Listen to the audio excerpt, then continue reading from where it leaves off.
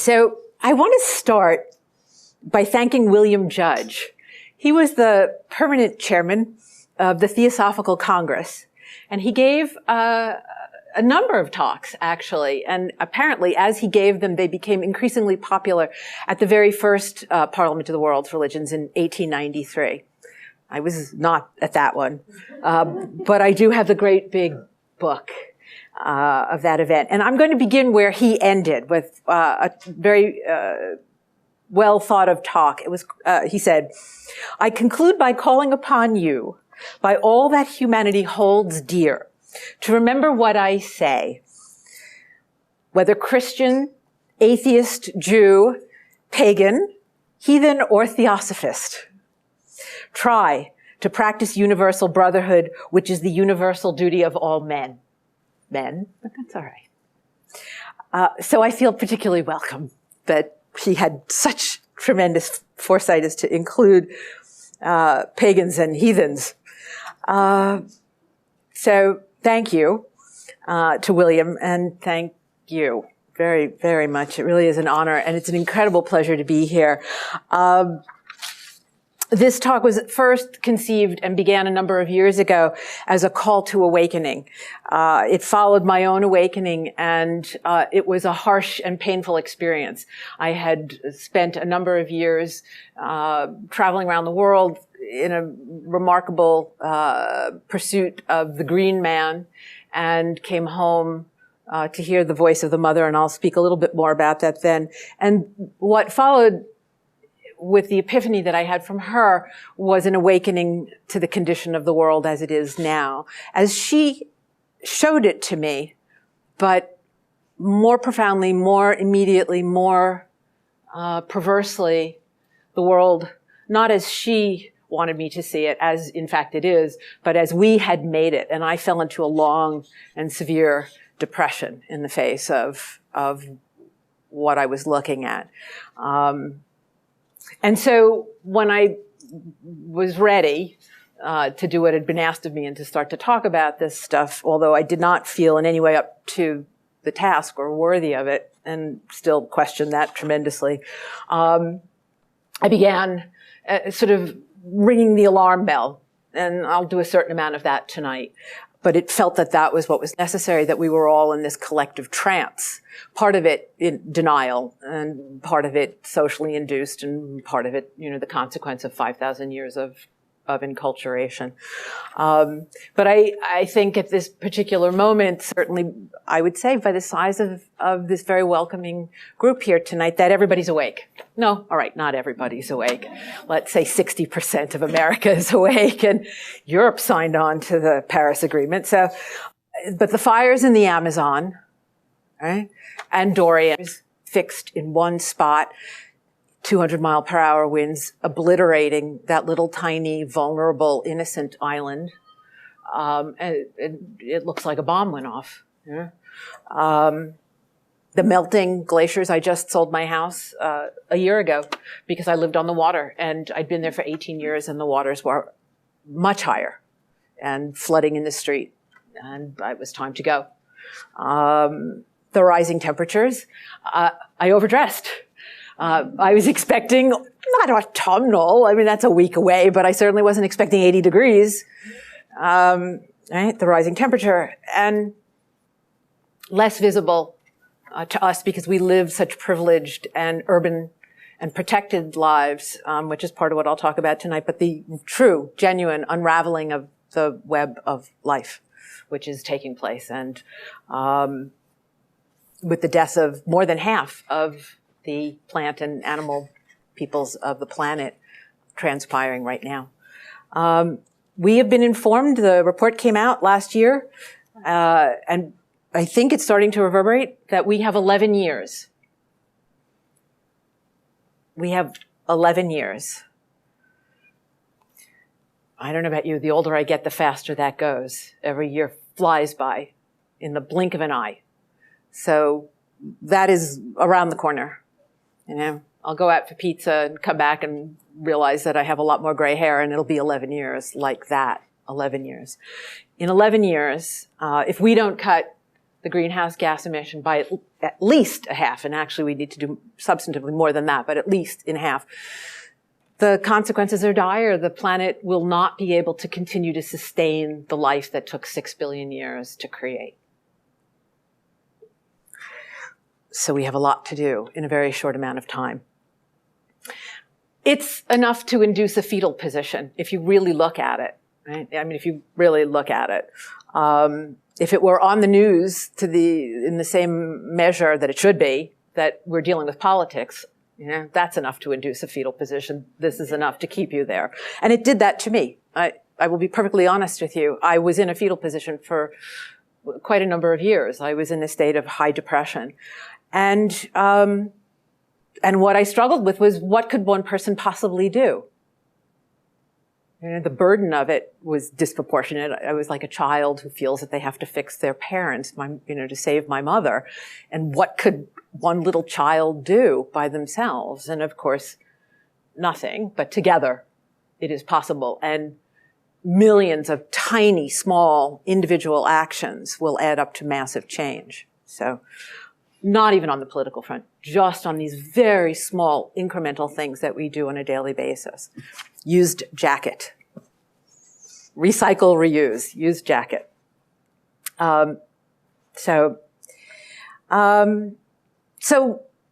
rather than, I will go back to this. I'll circle back because my talks tend to be a little spiral in structure. But this is no longer a talk about waking up, although that's some of it. It's refocused. As I went over the notes from the last few years, I realized that what I wanted to do more than anything else was to try to refocus from scaring to, I know it's terrible to say that, but from scaring to caring, right? To help, to provide some measure of healing, perspective,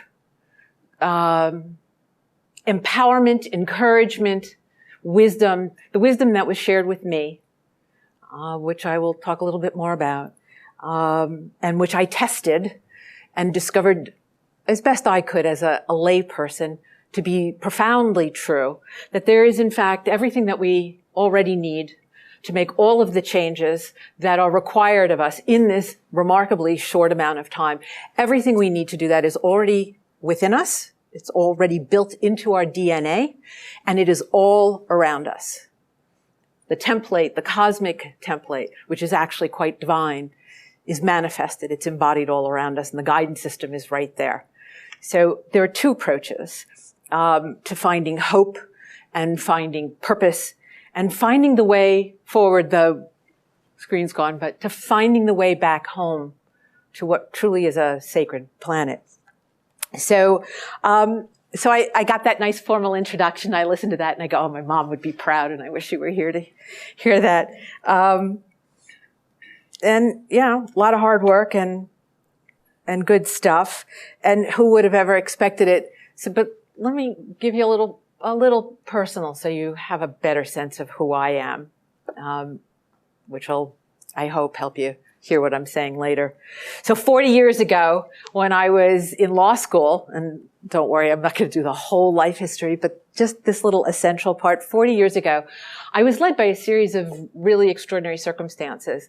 I was having what I now understand is a shamanic break. At the time, it made no sense. I came from a social justice-oriented family, not a religious family. I was too young for the psychedelic 60s, had utterly really missed it. I was, the flea on the end of the tail of the dog of the 60s. Just, I was too young to go to Woodstock, although I begged and pleaded. And it was New York. I grew up in New York. I didn't grow up in California, so I had no framework. To this day, I can't tell you exactly why, except probably it was a reaction to an overly developed intellectual side, which is still pretty dominant. I was, very tightly trained, and I was in law school, and, doesn't get more tightly trained than that. And I started to have a lot of spontaneous sort of psychic experiences. And now I understand it was a shamanic break. And I think a lot of people, frankly, have this. Most people ignore it. probably not you all, or you wouldn't be here. But most people do. When a loved one dies is one of the most common things that you'll hear of a common experience of people having a kind of psychic breakthrough where the grandmother or the aunt will appear to them and they know that it's real. Right? And that's a very common sort of event that happened. For me, I started having kind of precognitive flashes and dreams that came true, and I would know what somebody was thinking right before they said it, and they would say there was an objective component, which was really good, because if it had just been subjective, I would have, dismissed it all or gone to a shrink, chalked it up to stress. Stress certainly had a part in it, but because it had an objective side, I did what a good rationalist would do. The law books were over here, and over here were the quantum physics books, right?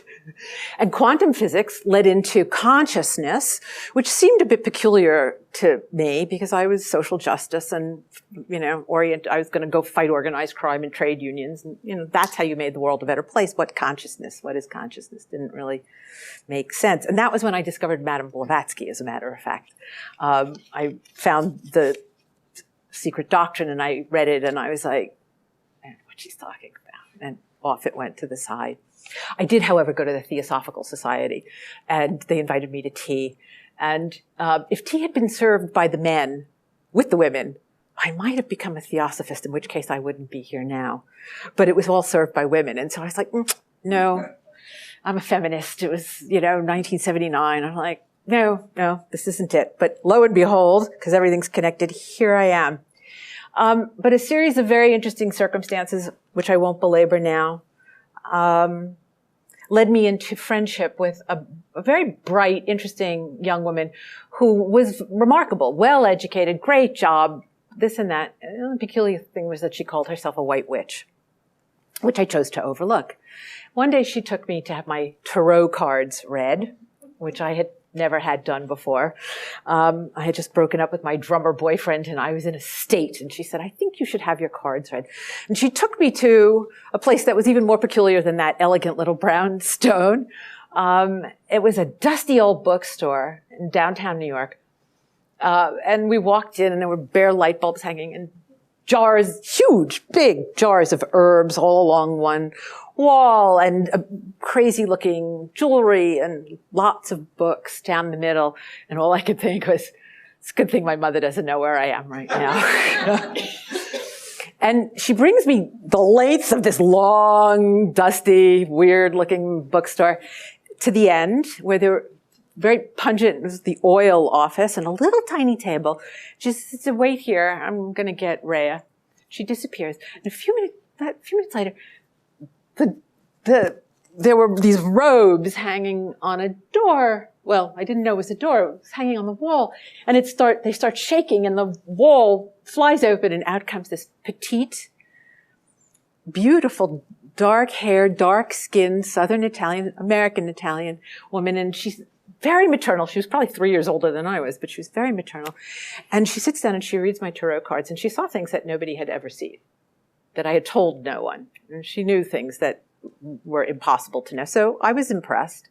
When it was all over, at the beginning she says, what's your question? And I said, where does the path lie? Because I stopped having these experiences. I'd gone to Washington, D.C. for a while, and everything had stopped. And I wanted that experience. I didn't understand it. I didn't know what it meant. Everything I read, consciousness, okay, more to reality, quantum, there's more to reality than meets it, but nothing explained why I was having these experiences. Where's the path lie? Without hesitating, she said, it lies within. And without hesitating, I said, well, how do I get there? She said, let's read your cards. And she read my cards, and when it was all done, she said, I have a women's group, and it's meeting every week. I think you might find what you're looking for there. And I politely thanked her, and I declined, and I left. My friend said, are you crazy? Nobody gets invited. Don't you understand? That's a coven. You were just invited to the coven, and these are the witches of New York. Nobody gets invited. I was like, yeah, they're witches. Thanks, dear. No, And I left, and I went about my business, being a young, social justice lawyer in New York. And when my grant money ran up, ran out, I was looking for work. And I was wandering around the Metropolitan Museum of Art, where I had spent a great deal of time during that very life-changing period at the end of law school.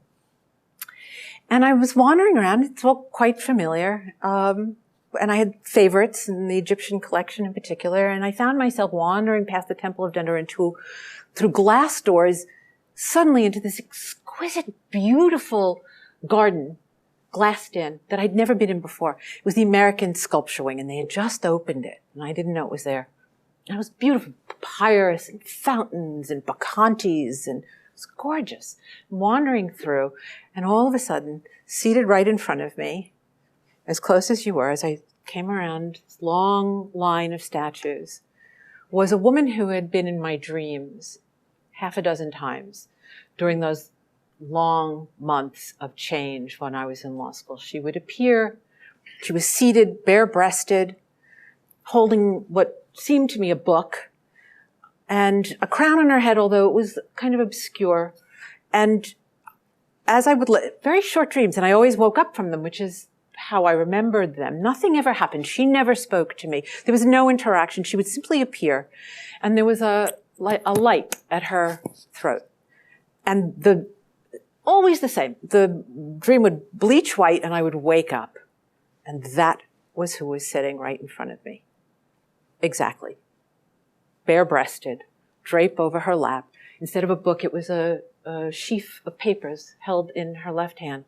A crown on her head, very unusual, which I subsequently came to understand the magical significance of, the symbols in it. And at her throat was the six-pointed star, which caught my attention right when I came downstairs, right here. And, but before I could see all of that, the room bleached extremely white. I just got very nauseous and very hot. And the next thing I knew, I was sitting on a wooden seat not too far from her. And there was a guard standing over me asking me if I wanted some water. And I couldn't look at her. I started at her toes and worked my way slowly up. And by her toes was a little golden plaque, and it said, "The Libyan Sibyl." And it had the name of the sculptor, who it turned out was an American lawyer who'd gone to Rome during that great period where a lot of artists, Americans, were going to Florence and to Rome. And there's a wonderful story about that, which I don't have time to tell you, perhaps another time. But when I ran home and got out the Oxford English Dictionary and the magnifying glass that came with it, and my glasses, because after 3 years of law school, I really had a hard time seeing, and I looked at the definition and it said, an ancient prophetess. I looked up Sibyl. I knew it was vaguely magical, but I didn't know what it meant. It said, ancient prophetess, comma, witch. It's like, you don't have to hit me on the head with the Oxford English Dictionary. I got it. So I called my friend and I said, do you think there's any possibility? And she said, yeah, you should go. You should go right away. So I went to the least likely place in the world. The place I could never have imagined. It was not in my high school yearbook. It certainly wasn't in my law school yearbook.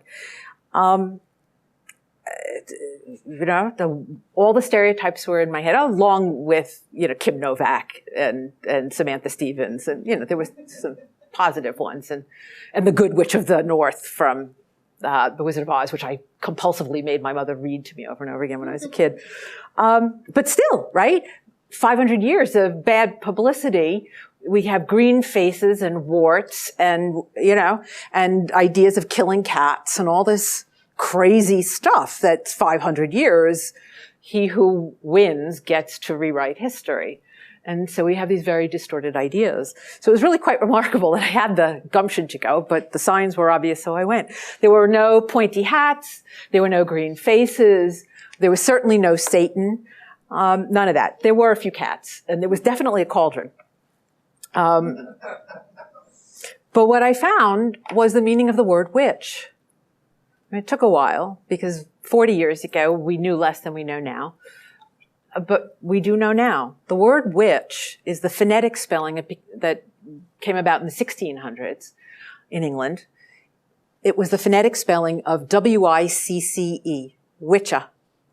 which is a very old Anglo-Saxon word, in fact, a 5,500-year-old Proto-Indo-European word. Proto-Indo-European was the largest language system, goes back 5,000 years, 5,500 actually. And as our European ancestors moved across the Indo-Aryan plains or into India, they finally reached the British Isles. They crossed over. The Anglo-Saxons came across, and they brought witchcraft with them, the craft of the wise. Wicca, W-I-C-C-A, which is what's now used to refer to the spiritual practice or tradition, was actually the masculine, and wicca, W-I-C-C-E, was the feminine. And it meant a wise one, a seer of the sacred, a shaman. When you're talking about 5,500 years ago, you're talking about the shamanism of our European and African, our indigenous ancestors. And that's what this is. It took root in England and was certainly the predominant indigenous shamanic tradition of our ancestors. There are variations throughout Europe, cultural specifics, as in shamanism, that you find that there are universal practices and universal wisdom and universal revelations and understandings of the nature of the world in which we live and the worlds that we have access to, realms of spirit. But there are specific cultural overlays, right, depending on where you are. 500 years ago, a very brutal suppression began. I really look at it as the continuation of the Inquisition. When they ran out of Jews, they turned it on women, largely. It was largely a women's persecution, which is in part where this stereotype that only women are witches, that it was the women's Holocaust, in fact. And it was during that period, this is the lawyer speaking, that women lost most of their legal rights and standing. They could no longer own or inherit property. They couldn't receive an education. You couldn't go to school. You weren't allowed to learn to read or write. Women couldn't go out. The things that we worry about now in fundamentalist cultures were true in Europe at the time. Women were not allowed to go out unescorted. They were the property of husbands or brothers or fathers and traded off in marriage relationships. And there were women who had independent standing as a result, in some measure, of the Crusades. After the Crusades, that women were left with land holdings. And so this was one of the ways of securing property, because simply an accusation of witchcraft could secure the property. And you had 500 years of bad press, of accusations of witches, of the exact, it's what's quite fascinating. We don't have as much time to go into this as I would, we have no time to go into this actually, that the persecutions, the imagery, the accusations are the same that were made against Jews. So it was essentially a continuation of the accusations, and it was an obliteration of the indigenous traditions of our ancestors, what was left. And there were some residua, hiding, folklore, meshing. You find a lot of this in Italy and in Spain, where you get a kind of syncretism, and things survive in folk traditions and get adapted by the church, including the calendar. So that's what I found. And interestingly enough, at the same time that I was initiated and worked with them for 3 years, I also began working in core shamanism from the work of Michael Hunter. And so immediately that what we were doing was essentially a modern revival of this ancient indigenous wisdom tradition. So why don't we know this? Well, we don't know this because of the persecutions, because what we did to other indigenous peoples, we did first to ourselves. And that persecution went on for 500 years. The world over, shamans have similar roles. They have similar practices. They use similar techniques. It's what I now think of very much as a spiritual technology. It was wonderful to see up here that you're having a number of sessions of shamanic studies, of conversations and, I guess, practice, right?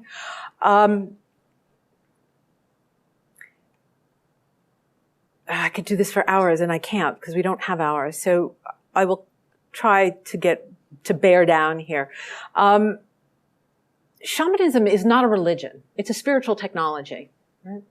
And it's universal. It really is universal. The core shamanic techniques are found all over the world. And they were part of our European ancestral traditions as well. As late as the 1850s, the Sami of the northern Scandinavian peoples, if they were found in possession of a drum, they would be hung. And to this day, there's anxiety about the resurgence of shamanism amongst the Lapps, the Sami. There's a central wisdom in shamanism, which is central to my practice of the craft of the witch. And that is that all of life is sacred. All of life is sacred. There is one common reality. There is no separation between spirit and nature, between divinity and humanity, between divinity and the natural world, between humanity and nature. We are, in fact, a part of nature, which is something, I say that, and it's a completely alien concept to modern man, because that's what we've been taught, that we are, because of our consciousness, that we are, in fact, completely other. Right? But the experience through the use of spiritual technology is that all is connected and all is one. And this has got to have a familiar ring to those of you who are here as part of Theosophy. The Blavatsky quote. The opposite poles of subject and object, spirit and matter are but aspects of the one unity in which they are synthesized. So spirit and matter are inseparable. Right? Spirit or consciousness and matter are not to be regarded as independent realities, but rather as the two facets or aspects of the absolute. It was a radical proposition at the time that she made that declaration, right? Radical. And frankly, it's just as radical now. It really is. It's radical, but it's also the most important revelation that is necessary right now. It is the most important revelation. And why? Why is that? Why is that? Because you don't, I mean, really, it's quite simple, right? I mean, I'm using logic here to argue, so please forgive me. But nonetheless, you don't destroy what you hold sacred. Do you? And because we haven't held the world in which we reside, or ourselves, or each other, as sacred, and certainly not the plants, and not the animals, right? Not the earth itself. We have not held it sacred, and so we are destroying it.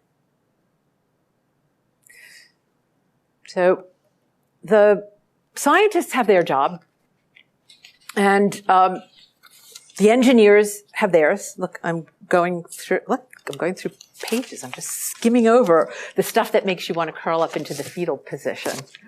Broken down into categories of depression: global crises, personal crises, social, cultural crises. And they're all connected. But I cannot not mention fascism. So we've become like an unconscious horde of locusts, right? We are like an unconscious cancer. And the irony is, right, that the thing that we think makes us so special, right, that for the last 5,000 years has been the foundation for all of our cultural, and our systems of philosophy and government and religion and everything else, is that we have consciousness. And so we're very special. And God gave us dominion, right? And the earth itself is inanimate matter. And what is animate, we've been given dominion over, the plants and the animals, to do with, to name and to do with. On Saturday, I'm doing an unnaming exercise, that we were given the power to name and to therefore, have control over. Now, every religious tradition also has exceptions to this, has another perspective, has a mystical core at the, that sees spirit and world as one. Right? But the predominant theologies and philosophies and cultural forms are about separation. That God is elsewhere, right? Left. And we are here with a rule book or, some prophet or other telling us, right?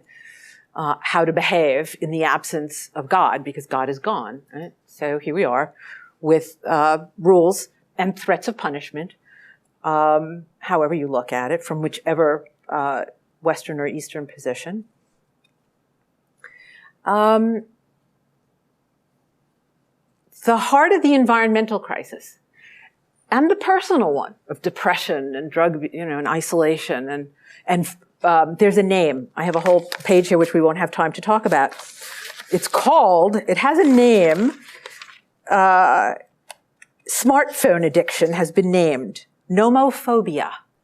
It is the fear of being without conversation. 86% of phone users will check their device while speaking with their friends and family.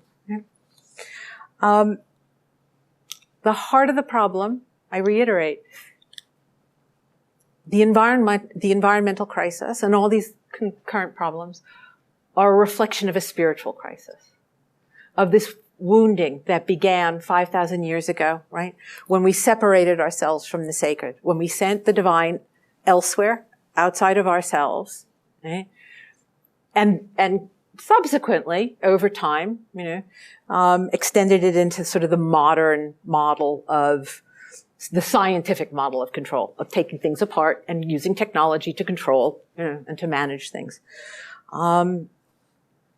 So now we know, 11 years, right? It hasn't worked.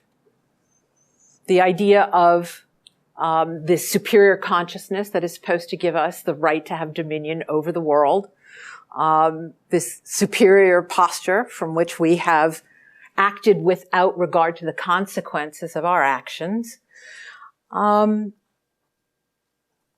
And scientists are waking up now, climate scientists and others. Doctors are waking up now, and seeing that we have to change how we function. Car manufacturers are making electric cars. Biologists are working. We're waking up. But until we reach the spiritual crisis, until we reach the wound, that first separation, right, where we said that the world in which we lived was inanimate, not sacred, devoid of divinity, until we return into connection, right?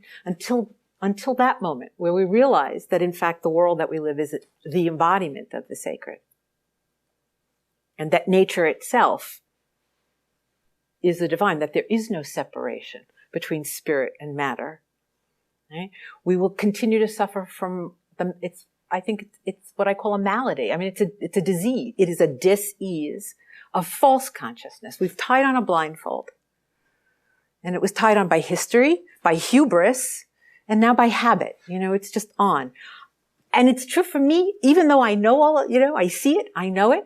We live in such contained lives, such culturally contained lives. We live in a hall of mirrors. So it's incredibly difficult to break that and to break the social conditioning. We're fish that don't realize the water that we're swimming in, right? And yet at the same time, right, this whole malady of separation and superiority is not so difficult to heal. Right? As soon as the blindfold comes off, you start to see the world differently. You start to see it as sacred. So that's what I want to talk about, is how we get the blindfold off, how we become natural again, how we return to the right relationship with the earth and with the sacred and with the earth as sacred. There are essentially kind of two intertwined paths. And I'm really thrilled to be working here on Saturday because we're going to use some of the practices. Because you don't have to believe me. Right now, I'm sort of preaching at you. And it's not about believing. In contrast to the old models, it's not about believing. It's about experiencing. You don't believe in the sacred, you experience it. And the blessing of how you experience it is that it's inside of you and it's all around us. It's as close to you as the next breath that you're going to take, which hopefully we'll get to do. Einstein. This is one of these wonderful quotes, right? Einstein. He said it best. You can't solve a problem from the same consciousness that created it. You must learn to see the world anew.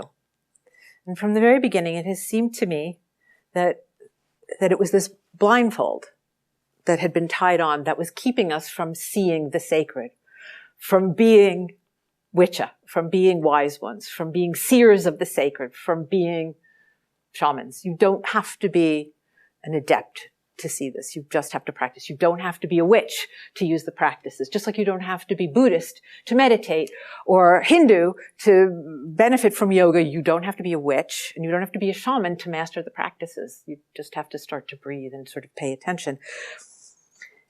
I hear my mother all the time, go outside and play, go outside and play. And that's some of the wisest advice you could possibly be given. So Blavatsky talked about the hidden spiritual life that she knew was inseparable from the material world, right?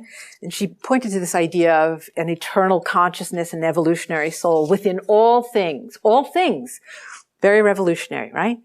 Rocks, stones, not, right? It was our inability to see. And so how do we see? How do we get the blindfold off? How do we begin to see what is in fact right in front of our noses? Blavatsky in The Secret Doctrine, right? Because I was coming here, so I was good lawyer, did my homework. Those alone whom we call adepts, who know how to direct their mental vision and to transfer their consciousness, physical and psychic both, to other planes of being, are able to speak with authority on such subjects. If she were here, I would say you don't have to be an adept. It's an innate part of all of us. It's a capacity that everybody has. It's a question of whether or not we attend to the tasks that are necessary for us to see, to attain those other levels of consciousness. And it doesn't require hundreds of years of meditation, and you don't have to be a monk, and you don't have to deny yourself sex. Best of all. There are maybe some people do, and maybe some people should, but you don't have to be an adept. We all have this innate capacity. Yeah? And I've always said there's a witch within all of us. With a spiritual technology, if you work it, it will work. One of the most important, there are many, and unfortunately the gentleman who is here left, and I would love to have had a longer conversation with him because psychotropics is one, the use of healing medicinal plants is certainly one, but that's not easy on a lot of people. You know, it's very hard on the system. We don't have the proper set and setting. We don't have a sacred context. It has long been distant from our cultures. We've, lost our indigenous traditions.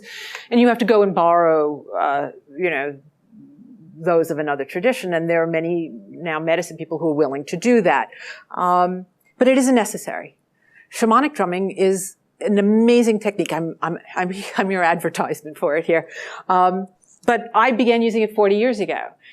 There was no teacher. It was the Brooklyn Drumming Circle. It came out of the teachings of Michael Harner before he'd started the Foundation for Shamanic Studies. We were like, yeah, let's just do it. Every week we met and we drummed. The drum was the teacher.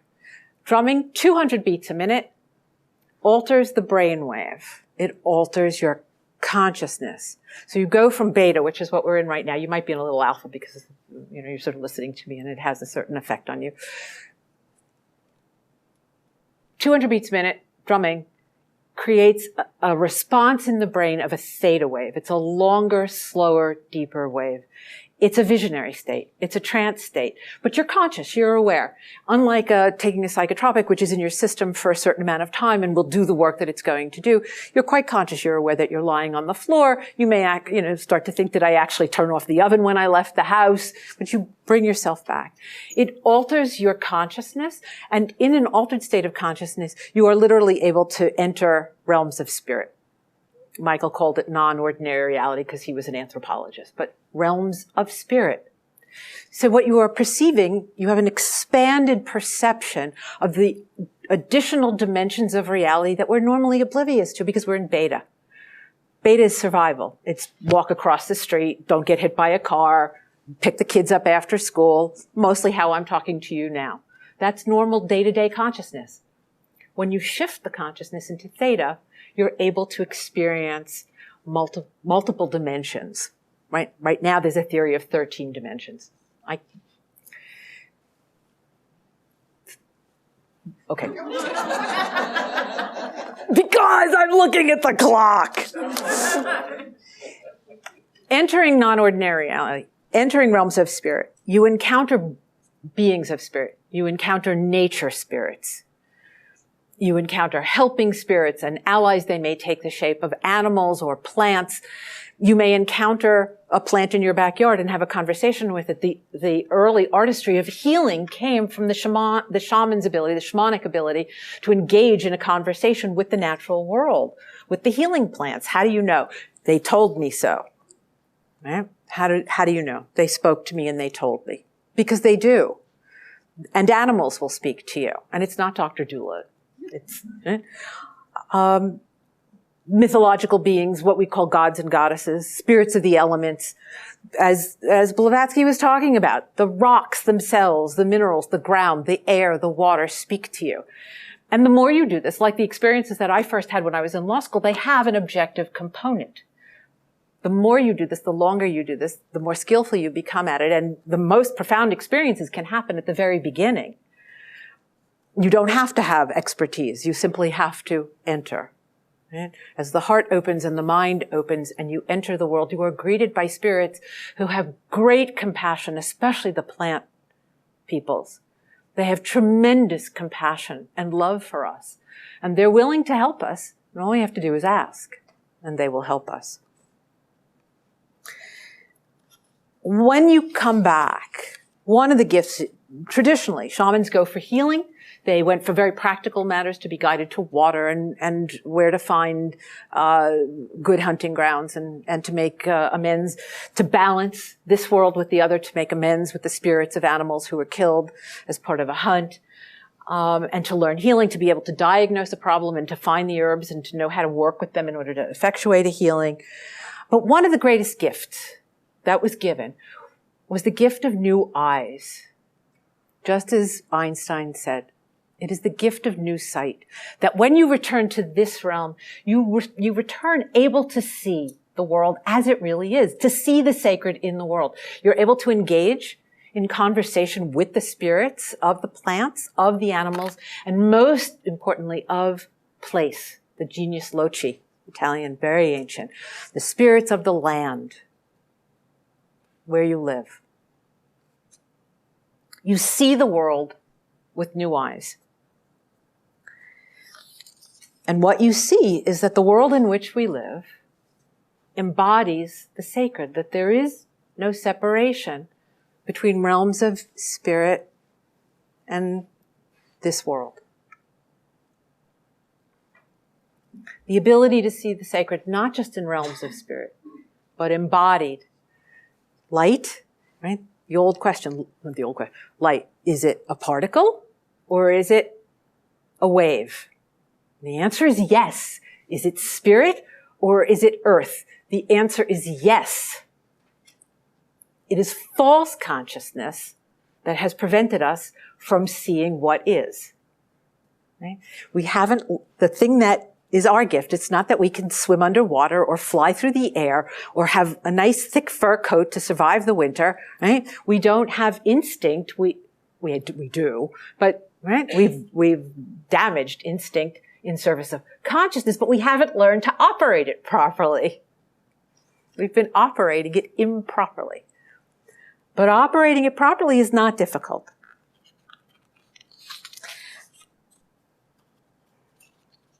A number of years ago, I went to Italy and had a rather remarkable experience where one of those spirits appeared to me from realms of spirit in this world. That was very remarkable for me. I was used to encountering spirits in realms of spirit, but not seeing them here. I could see the tree as sacred, but I had not ever seen a green man. And he was photographed by one of my students standing behind me in the center of a labyrinth after I had made a silent invocation.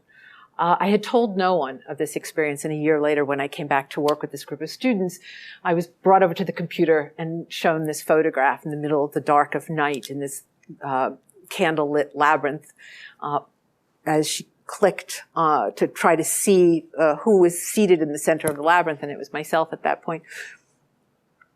Behind my shoulder appeared a man with very white features, little beard, pleasant looking, but as he came into focus, he was covered in leaves. Chest, neck, skin coming up from the leaves, shoulders, leaves, arms here, and then the hands, skin, like this.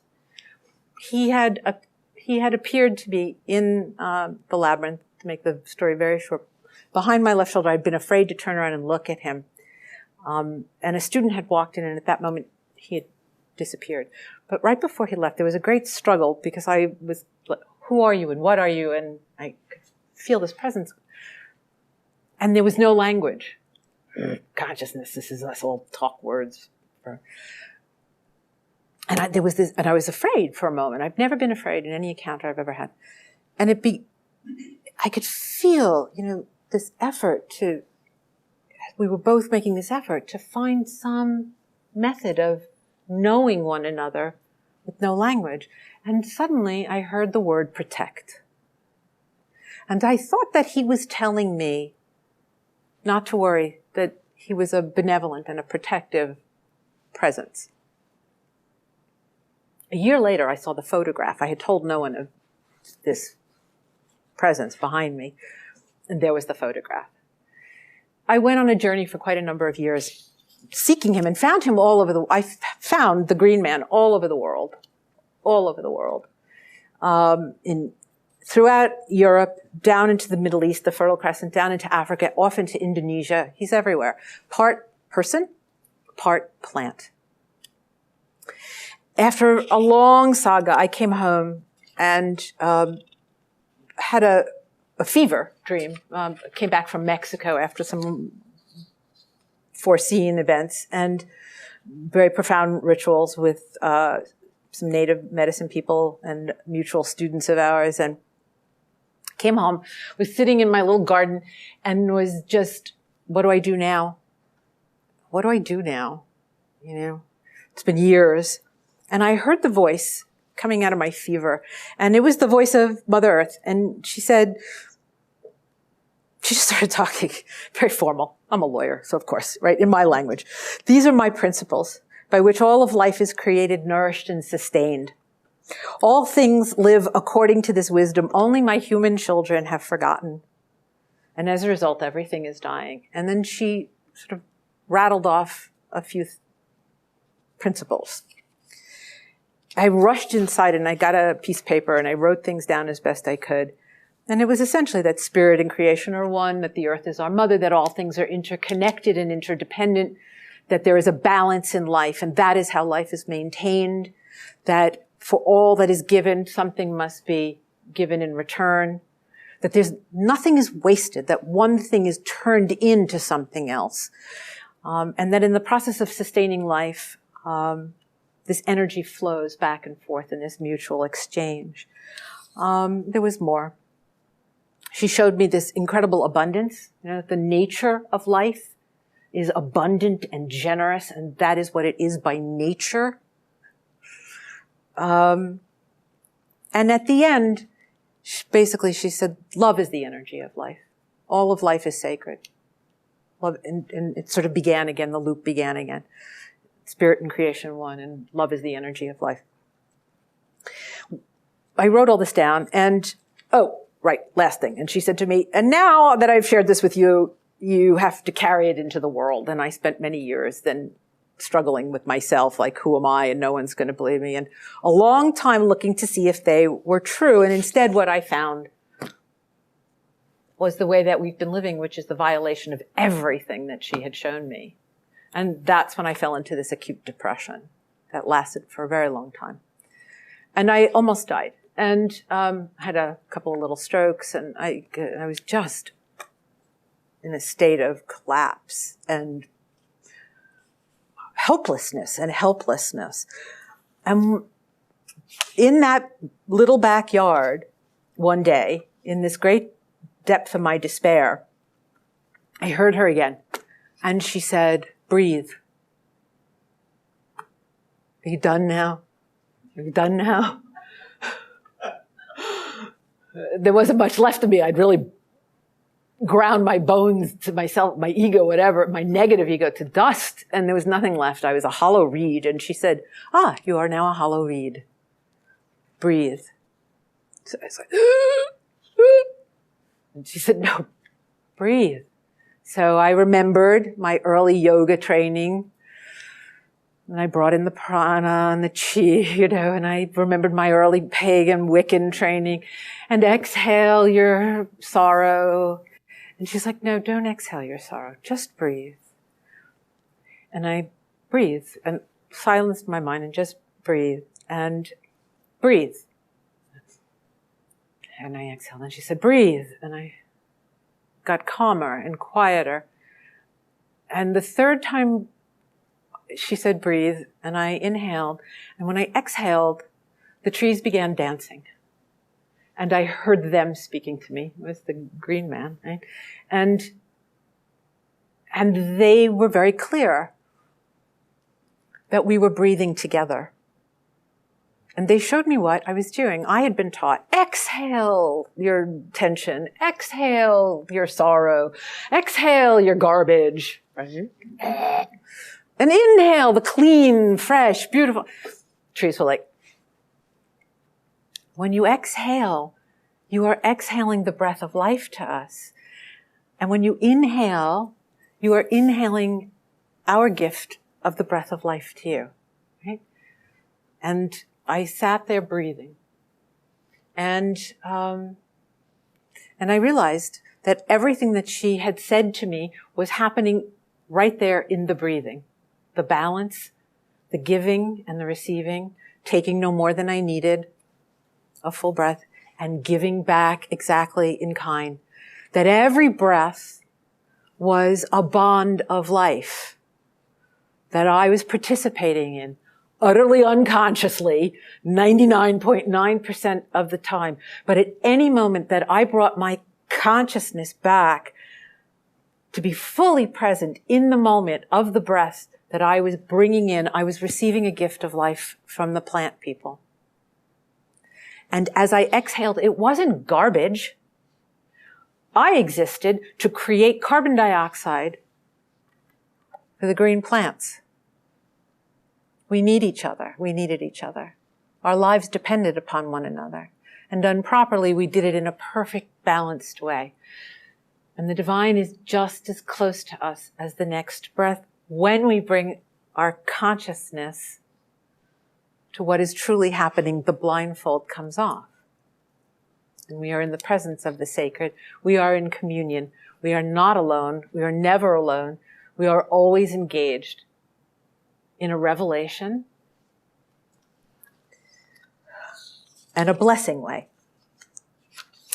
So I have to stop. 5 more minutes? Can I do 5 more minutes?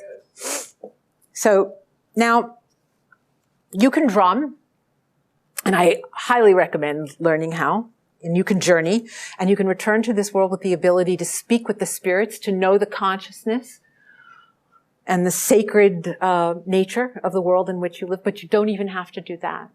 Because one of the things I realized was that not everybody's going to go drumming. You know, they're just simply not.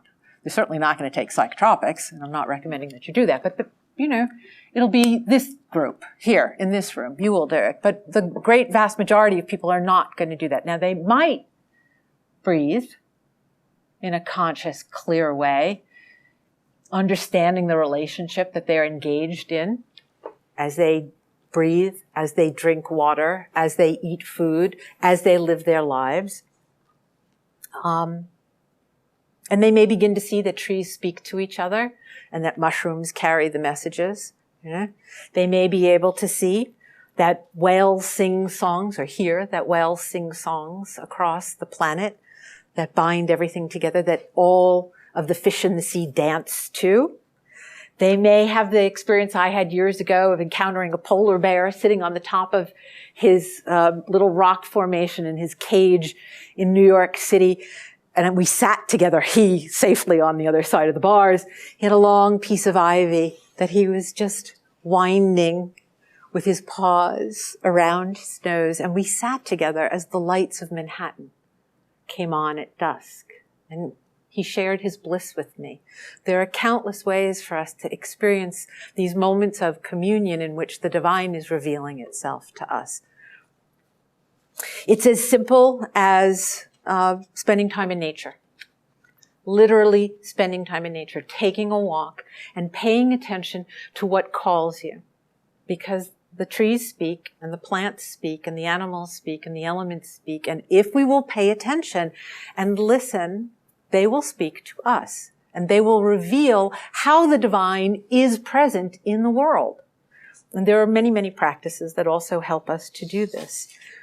We begin to experience the world that we are living in as it truly is, as the embodiment of the sacred. It's a wisdom that unites all of the peoples of the earth, regardless of their religion, regardless of their nation. We are all children of Mother Earth. We are all living in a world that is the embodiment of the divine, and it is present to us. When we go into nature, we change. There are plenty of psychological studies now. We experience awe, and awe makes us altruistic. We stop thinking about ourselves, and we think about the greater picture. So, go.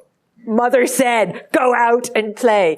When you are out in nature, you become a better human being. You become more natural, more organic. You allow your own processes. You're more patient. You're more tolerant. You're more generous. You're kinder. Your cortisol levels drop. You become more intuitive. You become more generous. You become more natural. You become what you already are, an embodiment of all that is sacred. The earth nourishes us in body and in soul, and one of the easiest ways to start to reconnect is by being grateful, by being present and being grateful.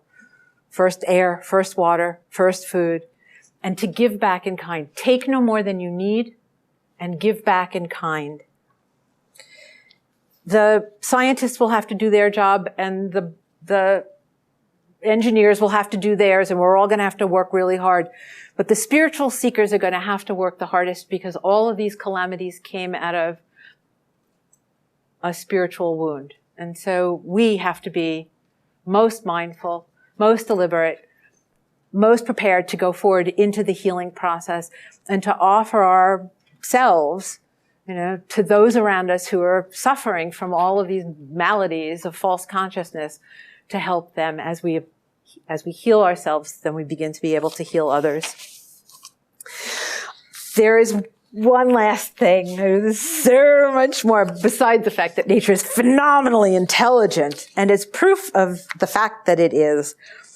So I go through all this, right? And I'm like, okay, yeah, so people see that elephants midwife babies and that they grieve and that we have like 99% of the same DNA and all this stuff.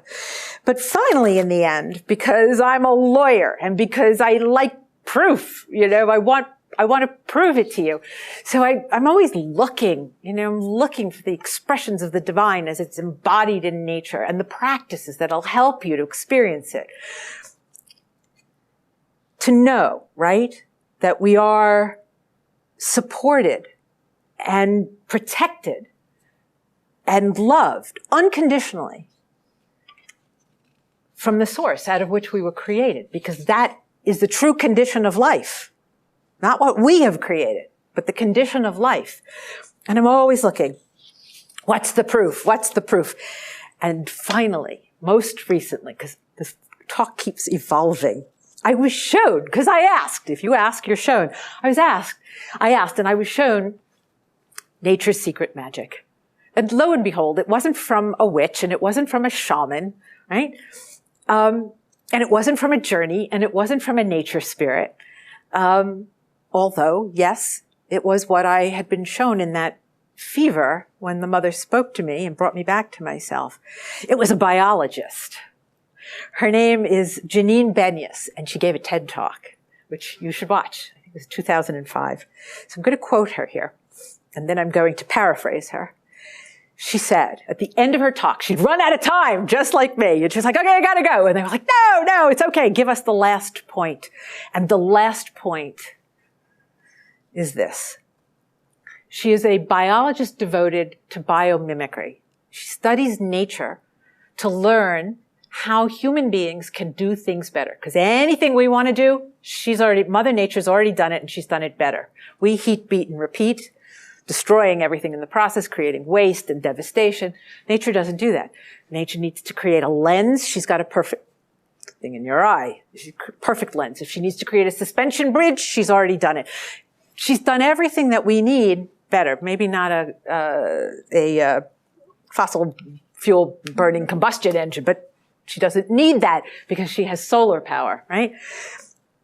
So biologists who are interested in learning from nature, the biomimicry. So this is her field.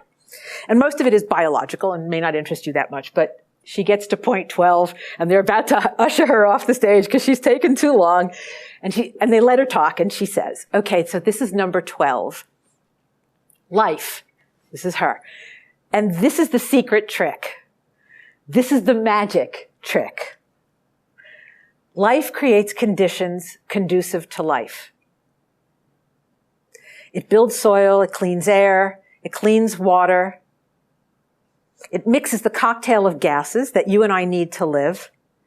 And it does that in the middle of having, I love this, great foreplay and meeting their needs, the needs of the life forms that are doing this, right?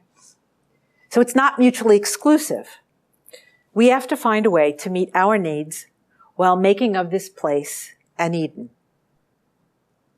Okay? So, paraphrasing. What she's saying is that all living things, when taking care of themselves, and all of creation, the air, the water, right? All of it, make the world in which we all live more conducive for all life. Right? We make the world in which we live more helpful, more beneficial, better for all life, for all of creation. That's the operating principle of creation. What she told me in my fever dream. The rest of it, the balance, the reciprocity, the no waste, that's the mechanics of it. The operating principle, the inanimate, the gases, the water, the earth, right? All of it, and all of the plants, and all of the animals, everything, while taking care of itself, is making the world better for all life.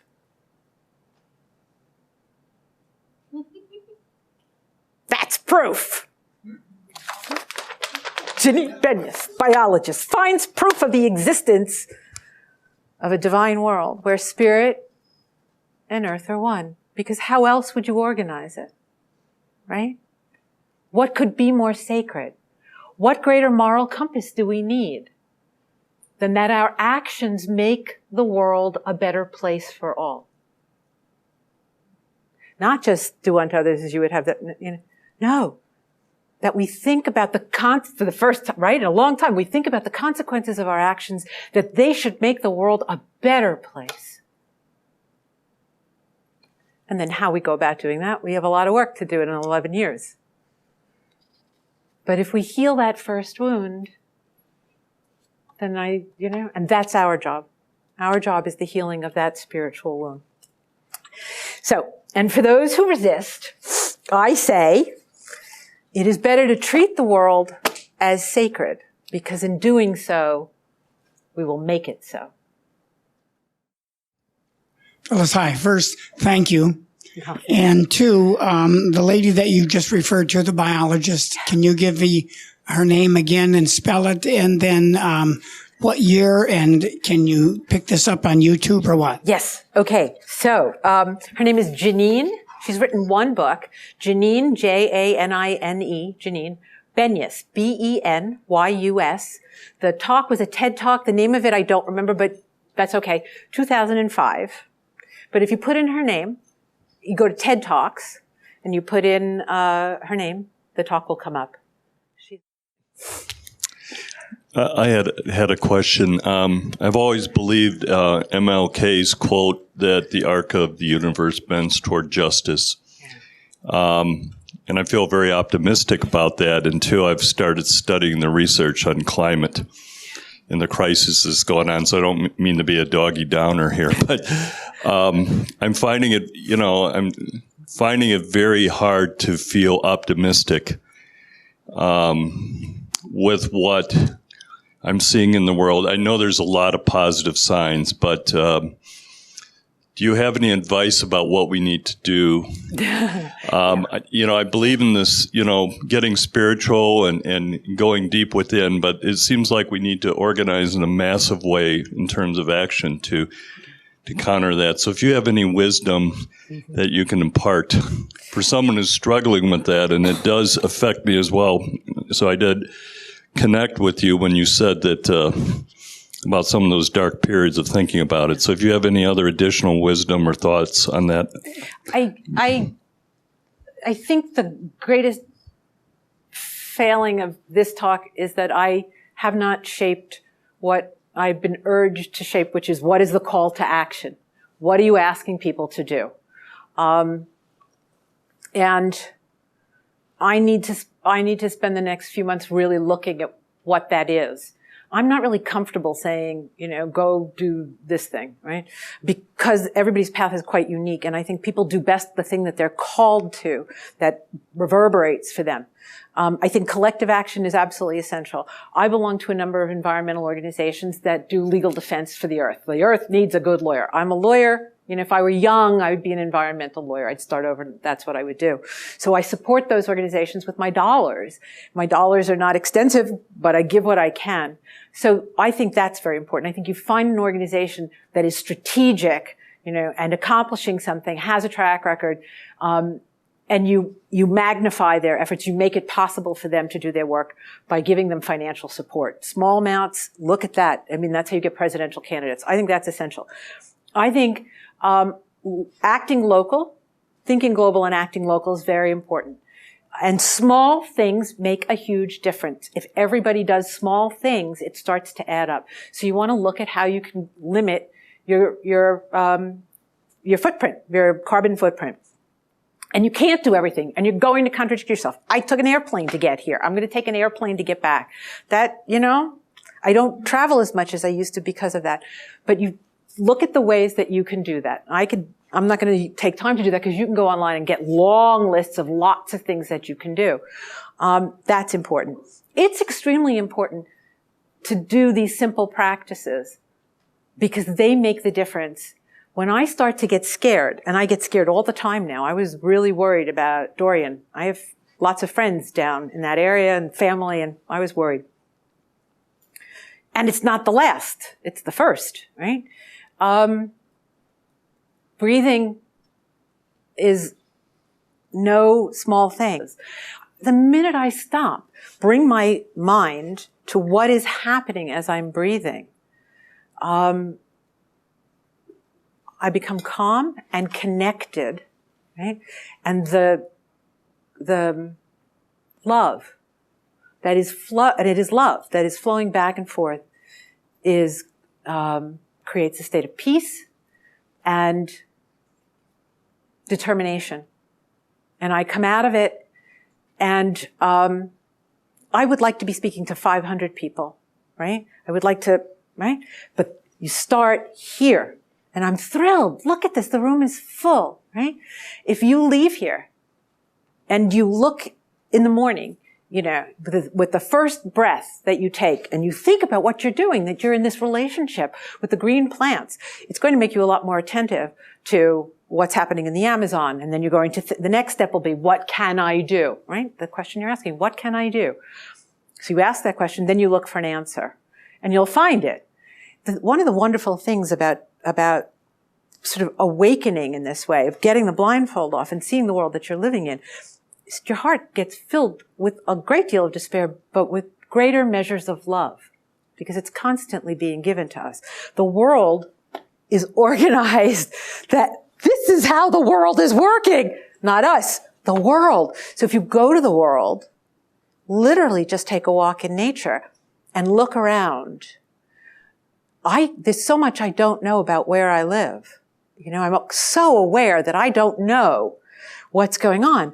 But when I spend even a small amount of time in my garden just observing, I'm in a kind of awe, which is making me calmer, more altruistic, more courageous, more determined. It's nourishing my soul the way it nourishes my body. And then I can look and see, what can I do?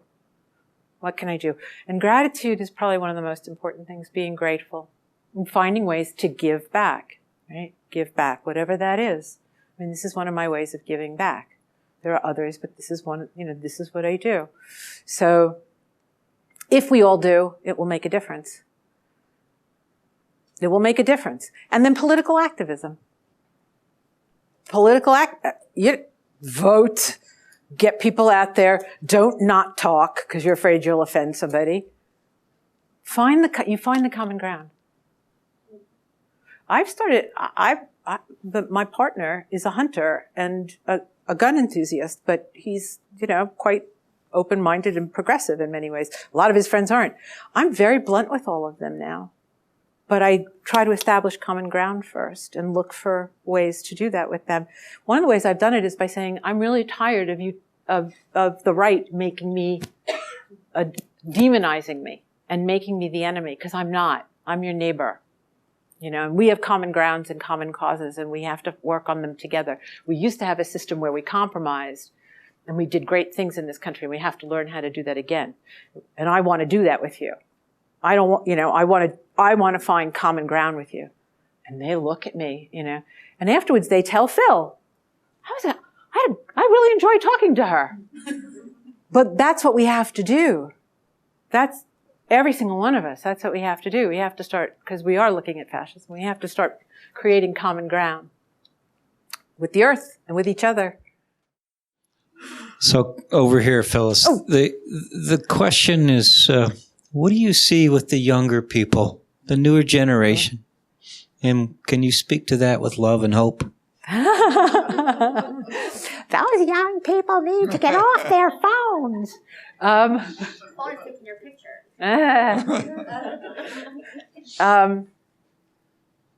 I never had kids, so I'm kind of bad at that. And there are ways in which they're dreadful, which is, I'm sure, what my parents said about me, although my mother and father adored me. But their only complaint was that I wasn't twins. Every generation thinks the one that's coming up next is, incomprehensible. And sorry, but I do think the Beatles are better than, but anyway, I think that they've got a lot on their shoulders, and I hope they're up to the task. I worry that they're not.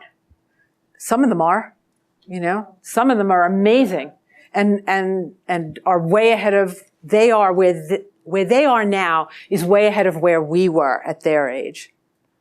And they're the hope. Others, I think, are snowflakes, and I worry about the snowflakes, and don't say anything that offends me. And, people, they gotta, get outside and play more. And I worry about people on their phones. Truly, that is in, and it's not good. You become more narcissistic, and, it's not a healthy, the attention deficit disorder. There are a lot of concomitant problems of consciousness that go with it. So that worries me. And they need to get out more. They need to get outside more. But the future's on their shoulders. We have to do everything we can to leave them the best possible future. I'm amazed by the Parkland kids, though. That's the way we were. We stopped the war, so they have to stop the war at home. I think they can do it. The ones that are engaged, the ones that are active, the ones that are in touch with their conscience, especially the ones that are in touch with what needs to be fixed, are the ones that give me the most hope. So I have two questions, and just answer whatever you want with them. So I loved what you said about, the plants want to talk with us. How do we ask plants to help us? Number one. So that's more of an intimate question. And I'm really curious about your answer. The second one is, probably not one however you want to attack this one. How do you reconcile capitalism with what you're advocating?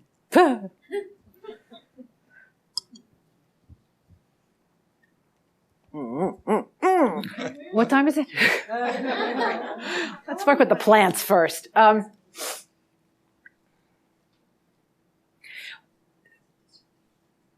Intuition is actually, we diminish instinct and intuition, and we lift consciousness and logos. But the fact is that we have profound intuition and instinct, good instinct. And cultivating it and nourishing it is one of the ways in which to begin to listen. Right? And that can be difficult for some people, right? But it's powerful. You simply have to go and spend time outside. There's nothing that takes the place of that. You must be outside. And if it's a park, it's a park. If it's a tiny little patch of outside, if you can't, if you're not well, if you're not able, if you're living in a severely urban environment that doesn't have a park near you, almost every park, almost every city has a park, but then get a houseplant. Get a houseplant. I can't remember his name. Who was the fellow who did the studies that The Secret Life of Plants? Right? You start by offering. You start by making an offering. Water, food, water, food. And you tell it how beautiful it is. And you tell it how grateful you are for the oxygen that it's giving you. And you say, I would like to enter into a relationship with you. May I? You ask. You ask. There's a practice I love called unnaming. And I think it's a great place to start. You go outside, preferably. You can do it with a houseplant, for sure. You could do it with this. And I think it would probably enjoy it. But you go, trees are good, bush, whatever. You start with that feeling of pull. You go out, you're open, and you're paying attention. And in your mind is, I would like to work with. I would like to learn from. Is there somebody who would work with me? Is there somebody willing to teach me? And you'll feel yourself attracted. You'll feel a pull. And you go and you say, I would like to work with you. Will you teach me? And you wait for it's a feeling. You might feel it here, you might feel it here, but it's quite, you might get, it's different for different people. In Italian they call it pelle d'oca. Goosebumps. Flesh of the duck. Whatever it is. And as you do this, then you'll begin to identify the physical reactions that are yours, that tell you that something, right? Or the trees were one of the first things when this started for me, that I would think, and there would be no breeze, and the leaves would start. And when I do my breathing now, the breeze comes up nearby, right? And you ask, and you say, I'd like to learn. What can you teach me? Unnaming is to sit in contact with, in relationship to a tree, a bush, a river, a mountain, an animal, a butterfly, and to unname it. So you cannot use tree when you sit in front of this thing to engage with it. Well, you let it be, but you're asking to learn from it. So the questions are, who are you? What can you teach me? Who are you? And you will begin to start to observe, and you'll begin to think, and you're thinking, but you're also receiving. At some point, you'll be able to make the distinction. And what you begin to see is the relationships right away. That's what whatever it is that you're interacting with. It will begin to show you the relationships that it exists in. It's more like details. Details. Like precise or really. Home to birds. Maker of, offerer, giver of the breath of life. Shelter. Member of community. Mother might be the mother tree, because there's usually a mother tree in an area that has given birth, that has created, that the trees around it are its children. There's usually a mother tree in the area. Call it the mother tree. But you can't use tree. But what it reveals to you are the relationships that it exists in. So that's right? And then you can begin to ask, what do I need to learn? This is the greatest question when I work with people in workshops and we journey or we do other practices or they go out to work with the spirits of place or to work with a tree. I always say, the question is, two questions. What do I need to know? What do I need to know? And what can I give you? What do you need from me? What do you need from me? Now, if you're not in an altered state from using drumming, then you're using intuition. But the more you do this, the stronger it grows.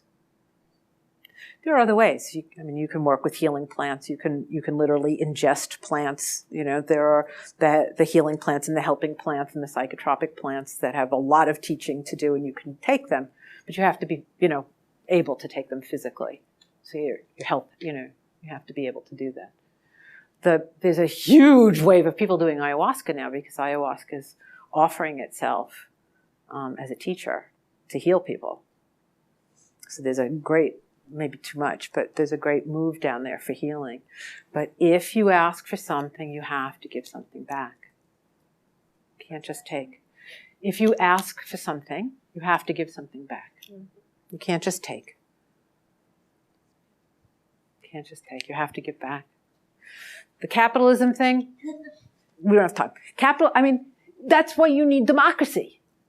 Okay, capitalism has no moral conscience. Right? It's about making money. And it has a tendency then for the moral compass to whirl. Because if it's all just about making money, and we're not attending to the consequences of our actions anyway in any other way, it's certainly not going to be then. So that's what a democracy is for. To temper that amorality. I think you answered it before the first question. If you ask for something, you have to give it back. I think that's all about capitalism too. Yeah. My partner is a small businessman. And we had a marina, and it was called a fishing station for 45 years, worked, oh my God, has such integrity. And so much of what he does is to give, that he does favors for, he does a favor for this guy, then that guy does a favor for him. It is like, it's the Jeffersonian model of early democracy and small capitalism. And they treat each other with such integrity, because if you don't, then you don't survive, So small business is very different. That's very different.